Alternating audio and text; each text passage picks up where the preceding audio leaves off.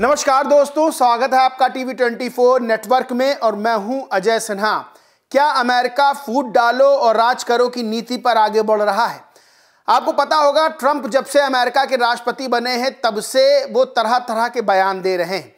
कभी बयान देते हैं कि उन्होंने भारत और पाकिस्तान के बीच युद्ध रुकवा दिया, कभी वो भारत पर तमाम तरह के दबाव डालते हैं और फिर 50% का भारत पर टैरिफ भी लगा देते हैं। सीधे तौर पर भारत और रूस के जो संबंध हैं, जिस तरह से भारत रूस से तेल खरीद रहा है, उसको लेकर अमेरिका और डोनाल्ड ट्रंप बेहद नाराज नजर आ रहे हैं। डोनाल्ड ट्रंप और उनके अधिकारी आरोप लगा रहे हैं कि जो यूक्रेन और रूस का युद्ध हो रहा है उसमें भारत अप्रत्यक्ष रूप से रूस की मदद कर रहा है। अमेरिका चाह रहा है, ट्रंप चाह रहे हैं कि भारत रूस से तेल ना खरीदे। अब डोनाल्ड ट्रंप के सलाहकार, उनके बड़े करीबी अधिकारी पीटर नवारो का एक बयान सामने आया है और पीटर नवारो ने सीधे तौर पर जो बयान दिया है उसने भारतीय राजनीति में हलचल मचा के रख दी है।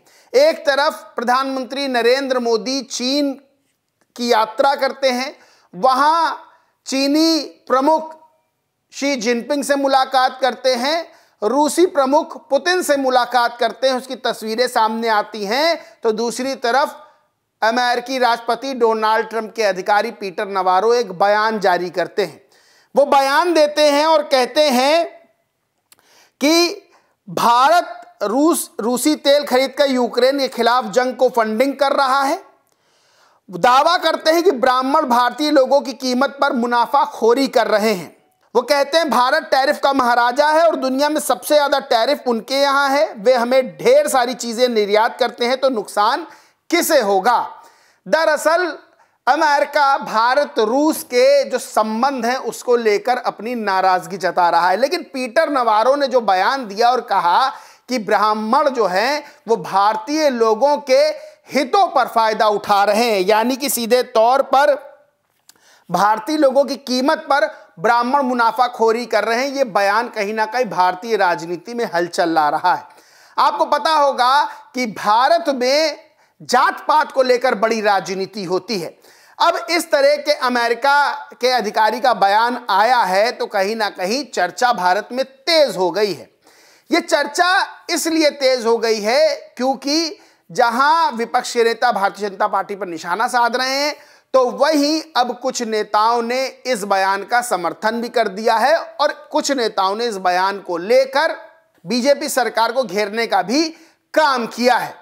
आपको बताएं, कांग्रेस के नेता हैं डॉक्टर उदित राज, उन्होंने इस बयान का समर्थन करते हुए लिखा, मैं पीटर नवारो से पूरी तरह सहमत हूं। ज्ञात रहे कि पीटर नवारो ट्रंप के सलाहकार हैं। उन्होंने कहा कि रूस से ब्राह्मण सस्ता तेल खरीदकर मुनाफा कमा रहे हैं और इसका फायदा आम जनता को मिल रहा है। दरअसल निजी भारतीय तेल शोधक ऊंची जातियों से हैं और तथाकथित निचली जातियों को तेल शोधक बनने में दशकों शायद सदियों लग जाएंगे। यह सच है कि ऊंची जातियों के कॉरपोरेट घराने रूस से सस्ता तेल खरीद रहे हैं और शोधन के बाद उसे दूसरे देशों को बेच रहे हैं। भारतीयों को इससे कोई फायदा नहीं हो रहा है। यानी कि उदित राज ने समर्थन किया पीटर नवारो के बयान का। अब वहीं अखिलेश यादव ने भी एक ट्वीट किया और लिखा, जिनसे रिश्ता बताते हैं दोस्ताना, अच्छा नहीं लगता उनका ताना। पहले उन्होंने मध्यस्थता का दावा करके हमारे देश की राजनीति में हस्तक्षेप किया, फिर टैरिफ लगाकर आर्थिक नाकाबंदी करी, अब सामाजिक ताने बाने में अवांछित अतिक्रमण कर रहे हैं। जनता पूछ रही है कि आखिरकार भाजपाइयों की ऐसी क्या मजबूरी है कि वो मुंह सिलकर बैठे हैं? कुछ तो वजह होगी, यूं ही कोई मौन नहीं होता है।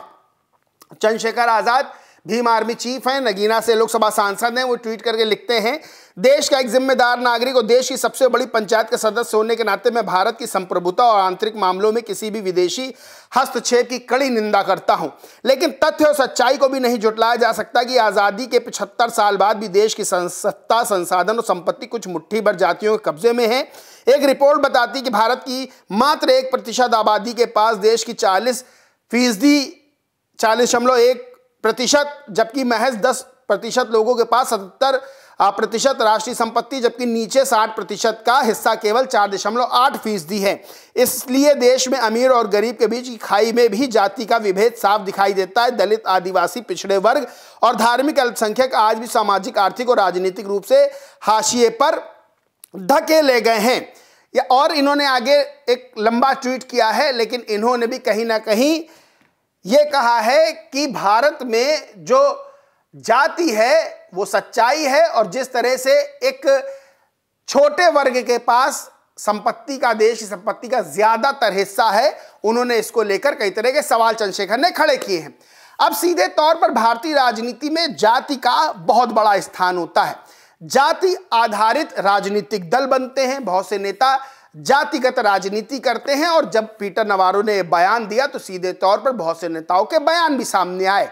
लेकिन सबसे बड़ी बात यह है कि जहां अमेरिका लगातार भारत पर दबाव डालने की कोशिश कर रहा है, जहां अमेरिका 50% टैरिफ लगाकर भारत को कथित तौर पर डराना चाहता है, लेकिन भारत जिस तरह से रूस, चीन से मुलाकात कर रहा है, लगातार अमेरिकी जो गीदड़ भपकी है उसके दबाव में नहीं आ रहा है, वो कहीं ना कहीं अब अमेरिका के अधिकारी इस तरह का बयान दे रहे हैं। उनको ये बात पता है कि भारत में जाति की क्या स्थिति है, भारत में जातिगत राजनीति क्या स्थिति है।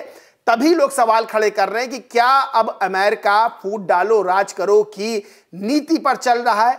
क्या अमेरिका अब भारत का ताना बाना है, भारत की जो अंदरूनी व्यवस्था है उसमें हस्तक्षेप करने की कहीं ना कहीं कथित तौर पर कोशिश कर रहा है?